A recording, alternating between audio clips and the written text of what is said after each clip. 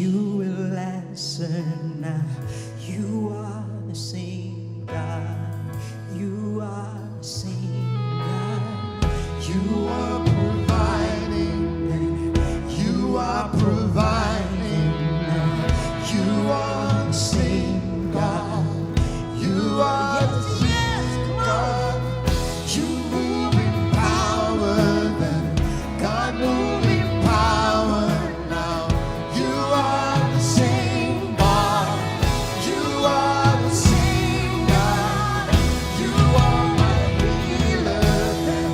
You are my healer now. You are the same God. You are the same God.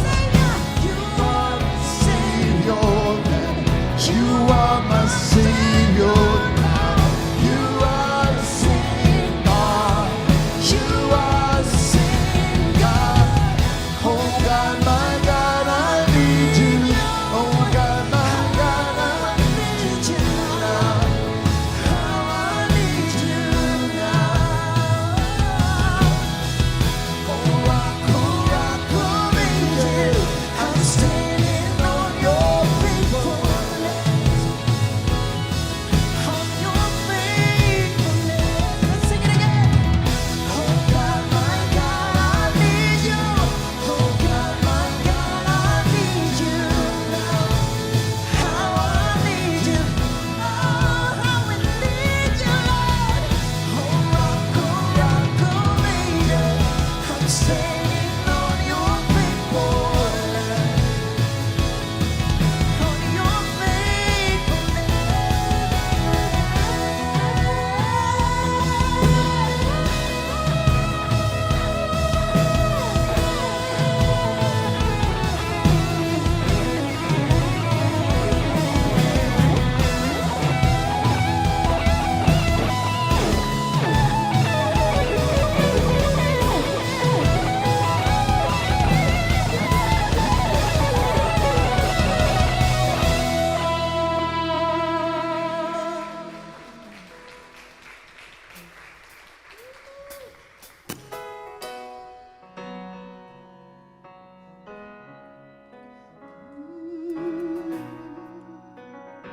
Ooh, it's good to be loved.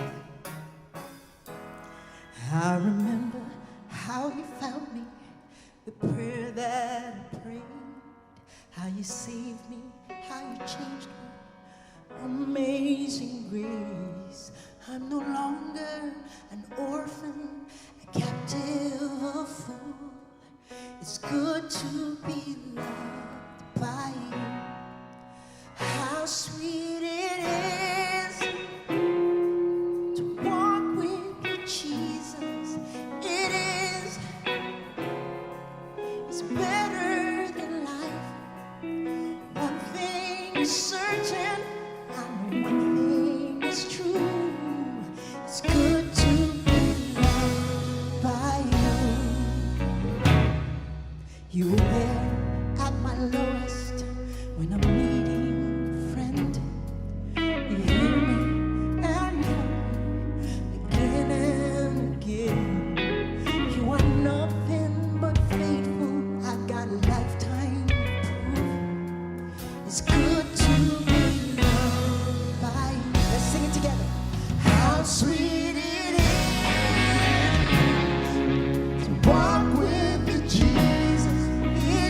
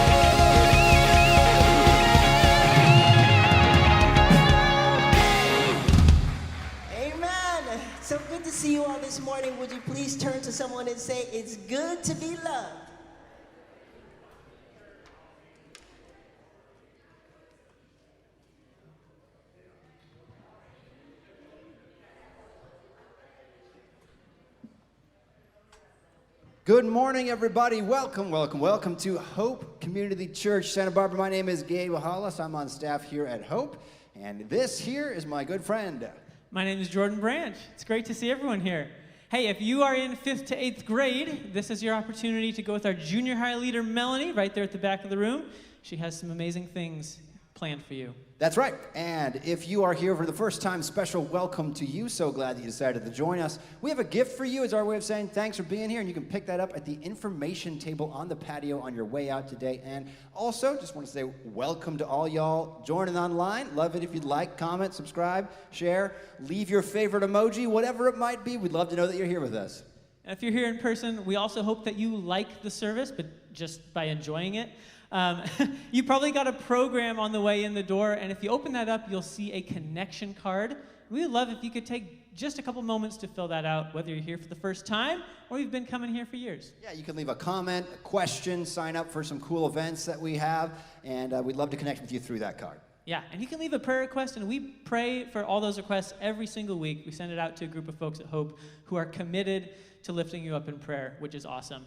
Also, when you turn in your connection card at the end of the service, for everyone we get back, we donate $1 to one of 3 really good causes. Team World Vision, providing clean water around the globe. Network Medical, helping local moms who are in need and women experiencing unexpected pregnancies. And then Olive Crest Hope Refuge, and they help serve girls who have survived sex trafficking, and they're trying to get back into normal life and get rehabilitation. And when you leave today, right outside the door, above the steps, there's a table with 3 bins. Each one of those bins has the name of one of those organizations, and you can donate $1 to one of those organizations, or we'll donate one on your behalf, depending upon which box you drop your connection card into. So I hope you'll take advantage of that. Yeah, and we want to talk about a couple things that are on that card. The first one is the Hope High School Hangout. So if you are a high schooler, or if you're the parent of a high schooler, this one is for you. That's right. It's going to be this Friday, August 18th at 6 p.m. at our La Cumbra Fire Pit, and we'll tell you how to get there when you sign up. So if you're interested in that, sign up and we'll tell you how to get there. In honor of this being a high school event, we're all just going to sit in different locations and look at TikTok for about an hour.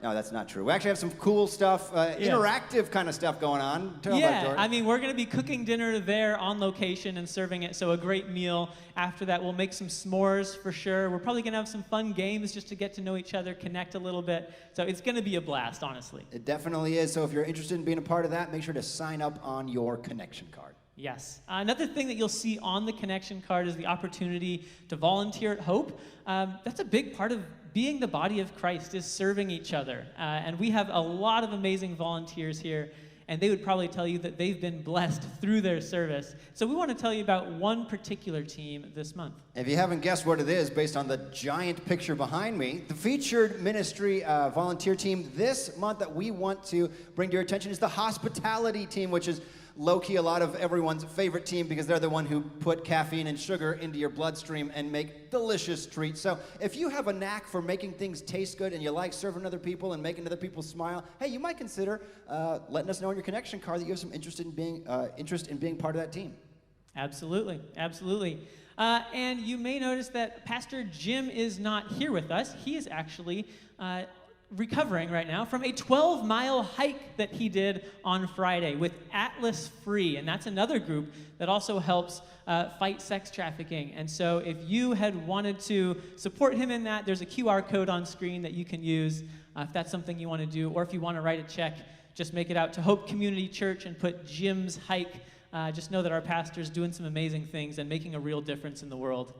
That's right. Hope that you will do that. And you might not know this, but the end of the service is not really the end of the service here at Hope. In fact, we're just getting things started, because when you walk outside in the patio, that's really when a lot of the best part, some people's favorite part of the service happens, where you can spend time getting to know some other people, encouraging each other, being encouraged, laughing together, praying for someone, and all while enjoying some delicious food. And in fact, we're going to have a smorgasbord, a plethora of sandwiches available for your enjoyment after the service, so make sure you stick around for that.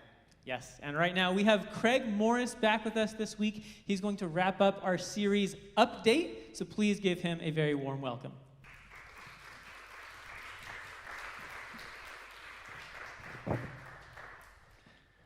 Thank you. Thank you. It is an honor to be back and together with you. And this last time, I don't know, could be forever. I might not get invited back, but that's okay. We're going to have some fun this morning. And now I need some participation from you. I need to hear, I need you to yell out. Where is the place that you love to go just to get your battery charged up, that you go to connect with God, that you go with friends just to drink in God, nature, wherever it is? So just shout it out. Let me see if I can get some. Where do you go? Where do you enjoy going? Just, you love to go, you love to be there. Beach. Okay, we've got the beach people. What else? The mountain people, yes? What else? Where? The front porch. Love it, love it. Front porch. Let's just picture you are in this place, okay? And you're just enjoying, your tank is getting filled. And up comes a man with two unruly kids, and they're just squirrely like crazy. I mean, they're throwing rocks at squirrels, and they're doing all kinds of things, and they're tumbling, and they're fighting, and they're pulling each other's hair, and they're yelling, and the father's just staring off into the distance. You start getting a little frustrated, right? Our minds automatically start filling in the gaps of the story because we don't know what the story is, but we start making a hypothesis about what this person is like, and it's probably not a good one, right? We probably start saying, "Oh, you're one of the people that drive in the carpool lane with just by yourself, right? I bet you cheat on your taxes, I bet." And we start filling in this gap as the frustration builds and the kids are rolling around yelling and screaming. Our frustration grows. I bet you're one of the people that takes a water cup and fills it up with soda. I bet you're probably one of those. And Stephen Covey, in one of his books, told a very similar story. He was on a subway train, and he was moving, and there was his dad, and he wasn't paying attention. His kids were just going crazy. And finally, he got to the point where he's just like, "Sir, your kids are going bonkers. Can you do something about them?" And he's like, "Oh, I'm so sorry." He said, we just came from the hospital. Their mother just died. So I'm sorry." That changes it, doesn't it? It changes it just a little bit. Every single one of us have a story. Every single one of us have story problems. We have challenges, strife, angst in our life that we just would love to just pound our fist and say, "I wish you understood. I wish you understood how hard I work, the pain I've gone through, how patient I've been with you, how much I've forgiven you." We have this, "I wish you understood." And on the other side of this, there's this tension of, "But if you really did understand, and if you really did know me fully, I'm afraid you wouldn't love me." That's been one of the lies that I've had to fight my entire life. If you really knew me, you wouldn't love me. And so we have this incredible story tension in our lives. At the center of every single human heart is this desire to be known and loved, to be understood and cared for. And yet there's this fear that that might not happen.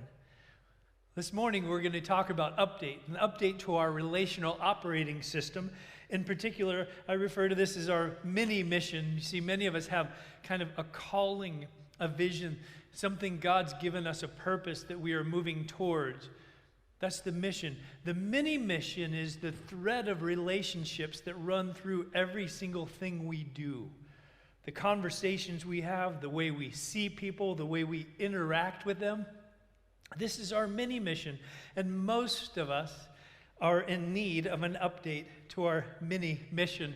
I want to start with just a question.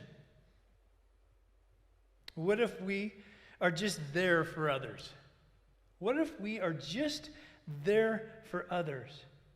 This has been referred to as having a ministry of presence. It's just being there for someone. When 9/11 happened, Rabbi Kushner was interviewed, and he said, he was asked in the interview, if you had a conversation right now with someone who lost a loved one in the 9/11 tragedy, what would you tell them? He said, "I wouldn't tell them anything. I would just hold them. I would just hold them. A ministry of presence that can just be there for someone, to be silent, to communicate love that doesn't need words. Research has demonstrated this ministry of presence has 3 components to it. The first of which is a physical presence. You actually need to be there. You know, texting is good. Emails are fine. Phone calls, nice to hear someone's voice. But actually to be there, be a physical presence, is part of being a ministry of presence. Focused attention. Focused attention. That you're not drifting off, being distracted. My wife had a marvelous game plan to wean me away from sports in our early marriage years. I used to watch a lot of sports, and she would talk to me. Of course, I couldn't hear anything because I'm focused attention here. And she says, hey, could you just maybe mute it? I'm like, okay, so I'd mute it. And so then, I started getting more of my attention here. And after a year of muting the TV, she said, hey, would it be possible for us just to turn it off? And so I turned it off, and now she has my focused attention. And that's what a ministry of presence is. No distractions. Being there, and just being there for someone. Listen to the way Henry Nouwen describes this ministry of presence. I love this. He said, in recent years, I've become more and more aware of my own tendency to think that the value of my presence depends on what I say or do. Anyone feel guilty of that? The value of who I am is based on what I say or what I do. And yet, it is becoming increasingly clearer to me every day that this preoccupation with performing, in fact, prevents me from letting God speak through me in the way that He wants, and so keeps me from making connections prior to any special word or deed. Over the years, we have developed the idea that being present to people and all their needs is our greatest and primary vocation. Jesus' primary concern was to be obedient to His Father, to live constantly in His presence. Only then did it become clear to Him what His task was in His relationship with people. Jesus had a lifetime, a ministry of presence, being there for people. And we find at the end of His life, He needed His disciples to be a ministry of presence to Him. In a moment of vulnerability and weakness, He asked that the disciples would be there for Him. In Matthew 26, 36 through 46, we read, then Jesus went to His disciples to a place called Gethsemane. He said to them, sit here while I go over there and pray. He took Peter and the 2 sons of Zebedee along with Him. He began to be sorrowful and troubled. Then He said to them, my soul is overwhelmed with sorrow to the point of death. Stay here and keep watch with me. Just be here with me. Going a little further, He fell on His face to the ground and prayed, my Father, if it's possible, may this cup be taken from me, yet not as I will, but as you will. He returned to His disciples and found them sleeping, which is really worse than watching TV without the mute, right? I mean, they're sleeping. He says, I just need you to be there for me, and they're sleeping. Couldn't you men keep watch with me for 1 hour? He asked Peter. Watch and pray so that you will not fall in temptation. The spirit is willing, but the flesh is weak. He went away a second time and prayed, Father, if it is not possible for this cup to be taken away unless I drink it, may your will be done. He came back. He again found them sleeping because their eyes were heavy. So He left them, went away once more, and prayed the third time, saying the same thing. He returned to the disciples and said, are you still sleeping and resting? Look, the hour has come. The Son of Man is delivered into the hands of sinners. Rise, let us go. Here comes my betrayer. Watch and pray. Be here with me. That's all Jesus asked. And here He's negotiating with the Father. Hey, if it's possible for this cup to pass, I would love that, but not my will, yours be done. And the disciples can't even stay awake. Their wills were so strong on what they wanted at the particular time, they weren't able to see the opportunity before them to be a ministry of presence. Last week, we talked about an update to our God relationship operating system. How important it is that we understand who God actually is. As A.W. Tozer pointed out, we, for some reason, gravitate towards our image of God. And the same thing is true with the way we move through life. Listen to this.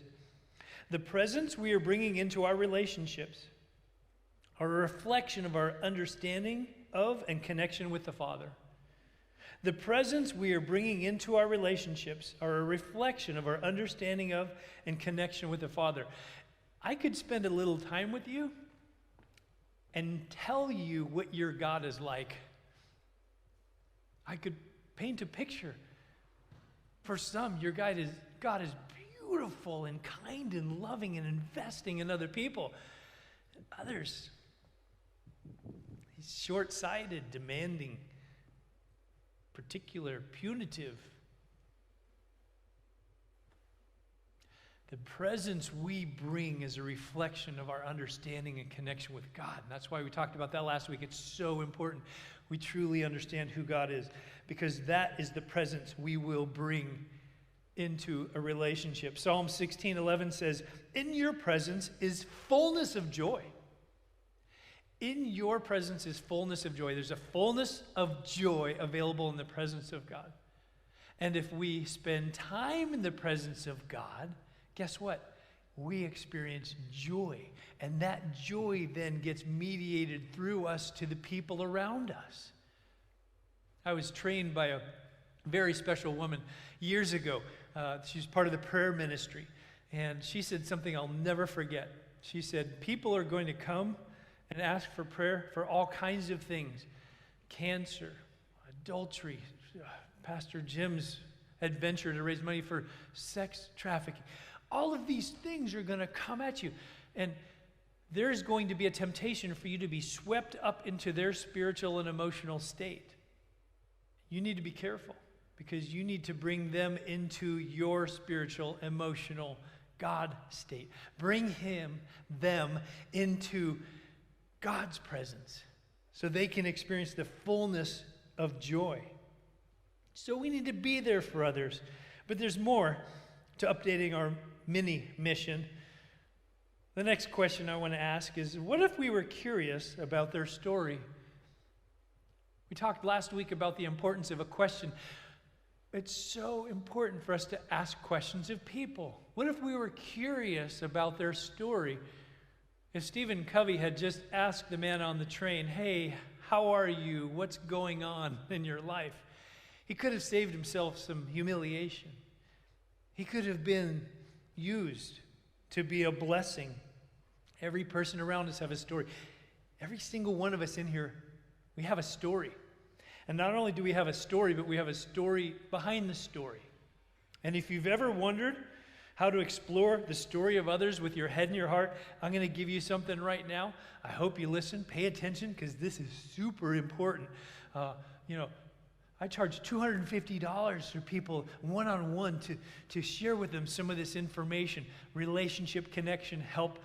I'm going to give it to you for free. I make a donation to Pastor Jim's thing, But this is so important. I'm going to put this up on the screen. There are 3 conversations in every single conversation. When you go out there to enjoy some refreshments, some sandwiches, some coffee, some dessert, if you have a conversation, there are going to be 3 simultaneous conversations in that one conversation, okay?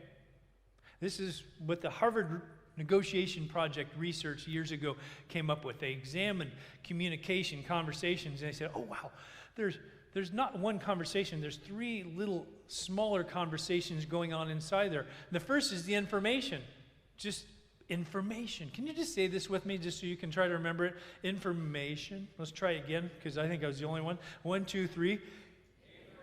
Information. There's an information conversation. The next one is a feelings conversation. What did that information make you feel? Can you say that with me real quickly? Hey, all right, that was pretty good. There's a third conversation that happens, and that's Identity. There's an identity conversation. Say it with me. Identity. Okay, so you have informations, feelings, identity, relevance coming in about 5 minutes. We'll get there, okay? This is important that we get this. Illustration. Early into my marriage, my wife asked me a question. She said, hey, did you happen to take the trash out to the street yet? I popped a cork. I said, I am a good husband. I am a good father. I can't believe why you're writing me like this. I huffed off. I moved the trash behind where it's on the street where it was supposed to be. I came back and my wife was wide-eyed. She's like, what was that? What information did my wife really want? What did she want? What did she want to know? The location of the trash cans, right? That's all she wanted to know. Is the trash can here, or is it on the street where it's supposed to be? Her question made me feel inadequate. It made me feel like I'm not doing enough. It pushed a shame button for me.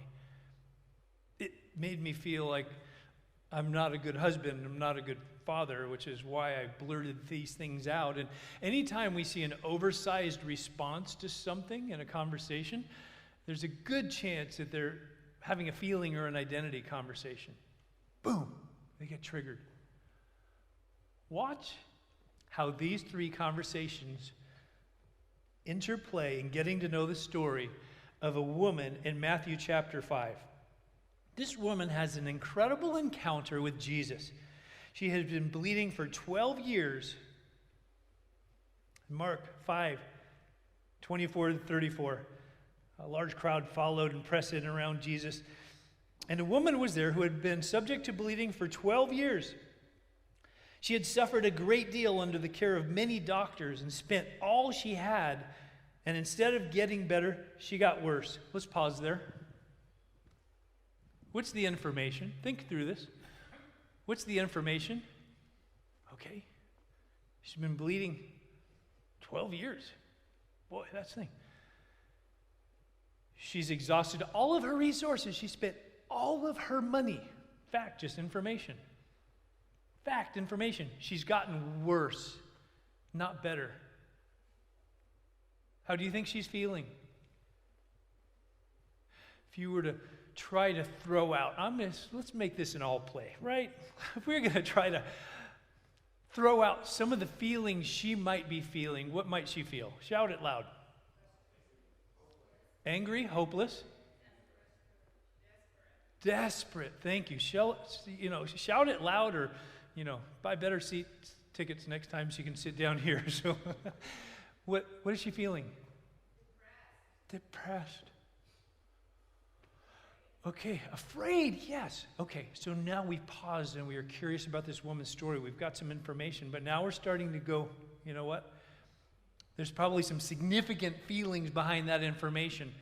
And in terms of her identity, guess what? Bleeding for 12 years, you can't be a part of the community of faith.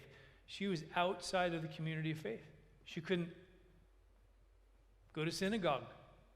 She couldn't be with her friends. That would make them unclean. She risks public exposure and humiliation as an outcast, even being here. And she goes up, and we continue to read. When she heard about Jesus, she came up behind him in the crowd, touched his cloak, because she thought, if I just touch his clothes, I will be healed. Immediately, her bleeding stopped. She felt in her body that she was freed from her suffering. That once Jesus realized power had gone out from him, he turned around in the crowd and said, "Who touched my clothes?" This is so condescending. Listen to the disciples. "You see the people crowding against you," his disciples answered, yet you can ask, "Who touched me?" But Jesus kept looking around to see who had done it. The woman, knowing what had happened to her, came, fell at his feet, and trembling with fear, told him the whole truth. I love this. In the original language, this phrase means she told him the whole story. Crowds pressing in around him. Irritated disciples, they're on their way to healing a 12-year-old daughter of a man who's respected in the community.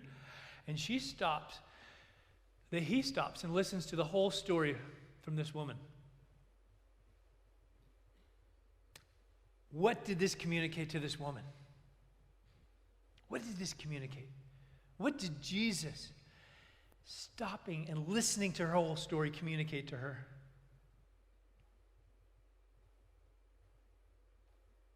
You're important. You're valuable. Right now, there is no one else more valuable than you.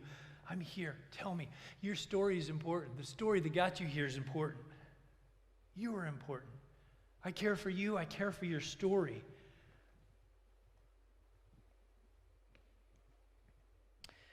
Jesus said to her, "Daughter, your faith has healed you. Go in peace and be freed from your suffering." She was healed in faith. Beautiful.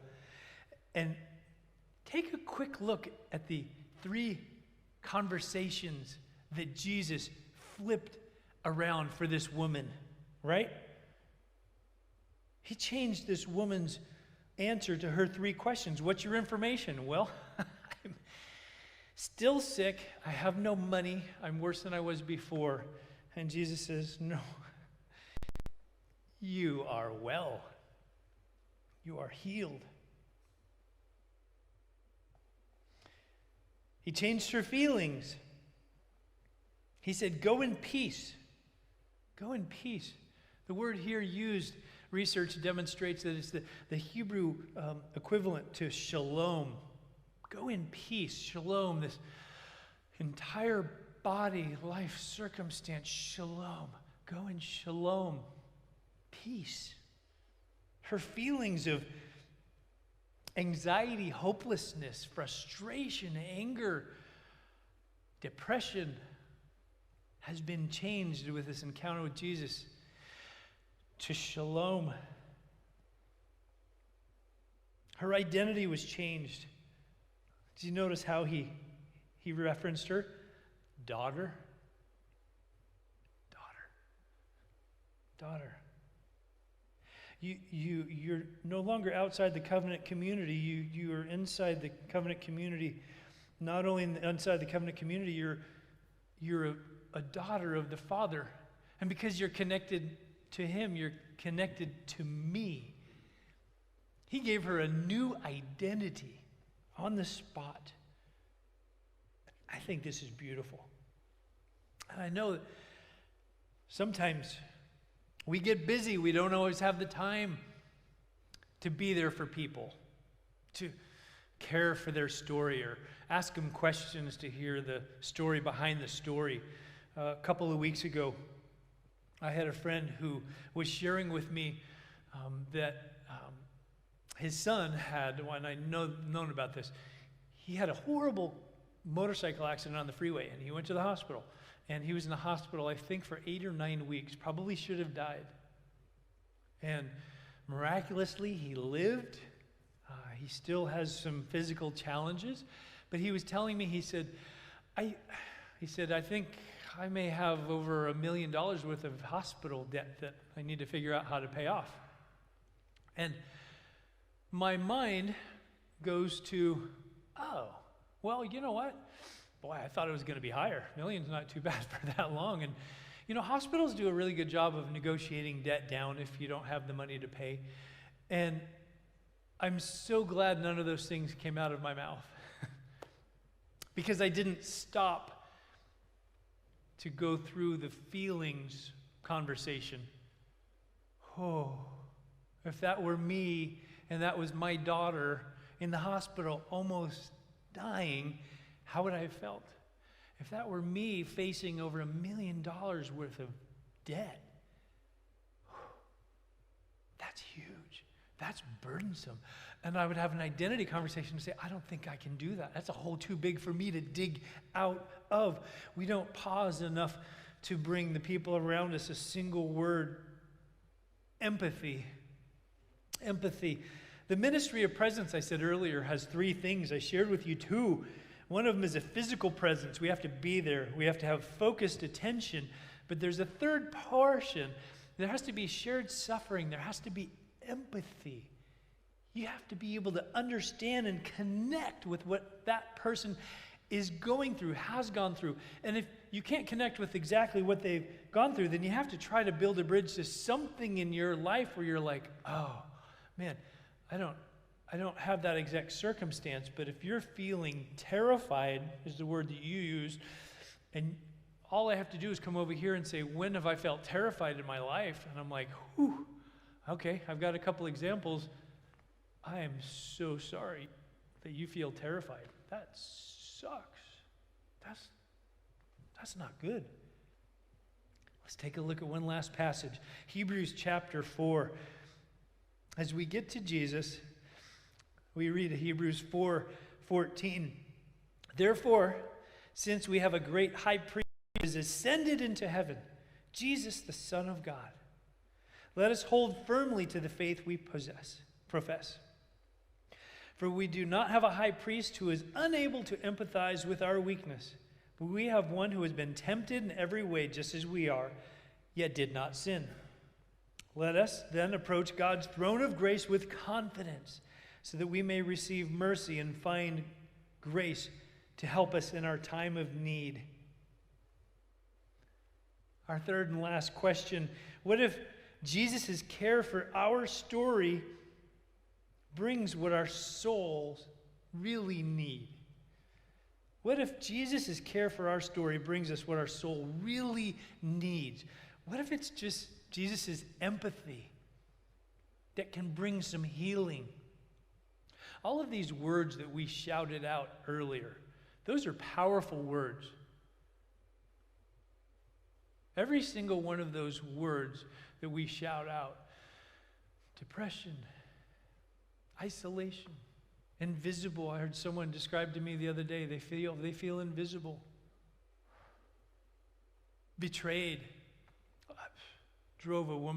My wife and I drove a woman to the airport yesterday. She just dropped off her last child at college. Now it's empty. She's got an empty nest, and she just found out her husband betrayed her in quick divorce. Now she's going home to a completely empty nest.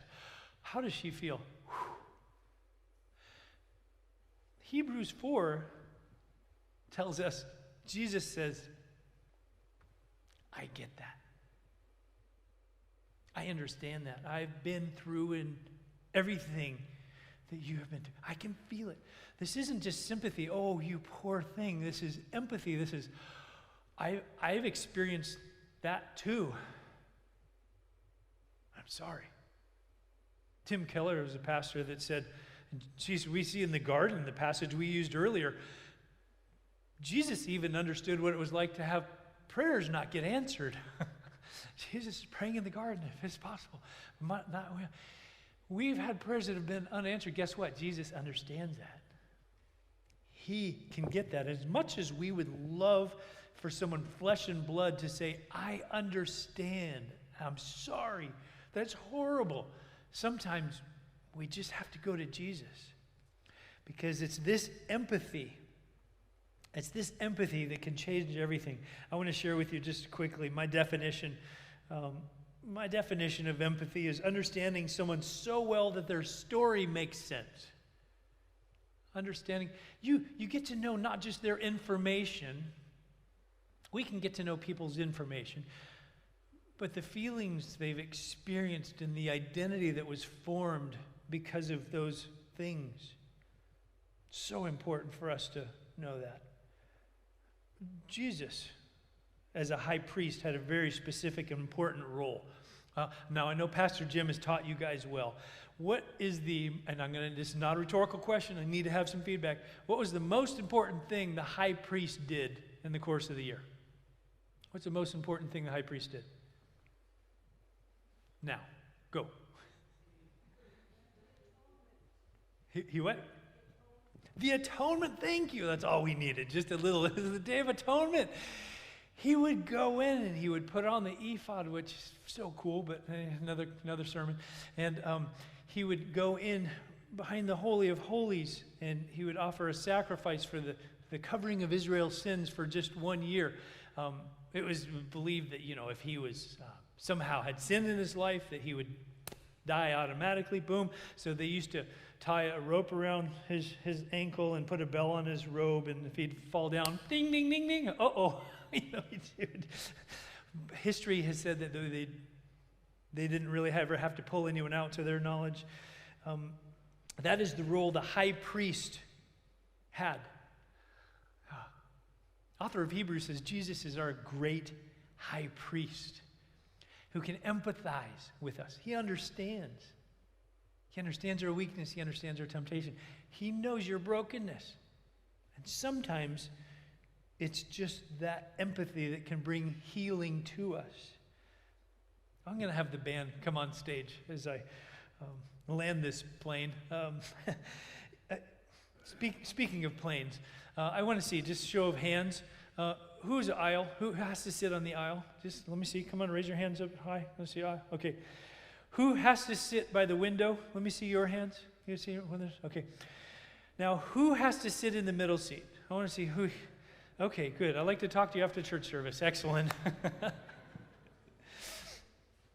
My father told me a story a while ago. He was on this airplane. He's an aisle sitter. He's got to be on that. He's left-handed, so that's why he's an aisle sitter. And he sat next to the guy next to him, and he decided, you know what, I'm just going to try to be there for whoever's there, and I'm going to ask them some questions, be curious about their story. He started asking questions about this person's story. And guess what? This person started their story. Oh my, a story of tragedy and trials and brokenness and all of these different things. And if you knew my father, you'd know he's really not equipped to handle that kind of stuff. And so this person's sharing this story. It's amazing because when someone really starts sharing their story behind the story, it starts painting a picture of the soul needs that we didn't get met and the soul wounds that we have. It's exactly what happened with this man. He started realizing the soul needs that he had of connection, of forgiveness, of peace that he didn't have. And the woundedness that came as a result of that. And so this man looks at my father and says, "What should I do?" And my father just kind of shrugs his shoulders because that's not really his lane. It just so happened that there was a pastor sitting on the window seat.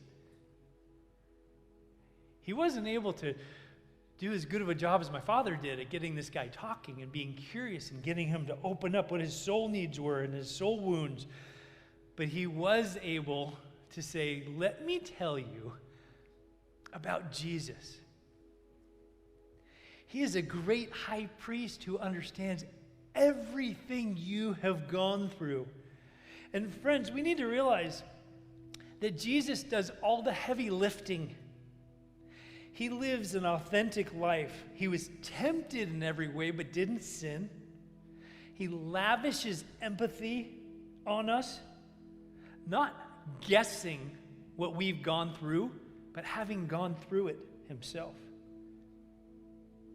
He's able to come up and resolve for every single one of us the tension of, "You don't understand," because he's able to look you in the eye and say, "Yeah, I do. But if you really knew me, you wouldn't love me. I know you fully. And I love you more than you can ever imagine." Let's pray. God, thank you for this time. Thank you for the opportunity to know you. We don't have to be isolated, lonely, betrayed. We don't have to let the worst decisions or the worst things that have happened to us in our life define who we are. You can do that for us. Thank you for what you have done for us on the cross. Thank you for the love and forgiveness that you have lavished upon us. As we worship, help us to create some space in our heart, our mind, and our soul for you to meet the needs that maybe we've been trying to meet in other ways. Maybe wounds that we've been trying to put Band-Aids on haven't been working. You are the healer. Thank you. In Jesus' name, amen. Thank you, Craig. Connection is so crucial If you want to learn more about someone's story, that's a big part of what we do after church, not after church, after this portion of church. As we hang around, we get to know each other's stories. So we invite you to stick around for that. Genuinely get to know someone, dig in, ask some questions, and hear their story. And then as a whole church, we are on a mission to do that with Santa Barbara, to connect with people in the community, to draw them in, to invest in them, and to share the hope that we found in Jesus Christ. And if you want to be part of that mission, one thing you can do if you want to support financially, you can give online at hopesb.com/give. You can also drop a donation on the way out the door if you're feeling called to do that and you want to be part of the mission. If you're just checking things out, you're here for the first time, there's no pressure whatsoever. So we are going to have the band give us one final song here, lead us in some worship, and then we will see you out on the patio. Amen. Please stand. Sing with us.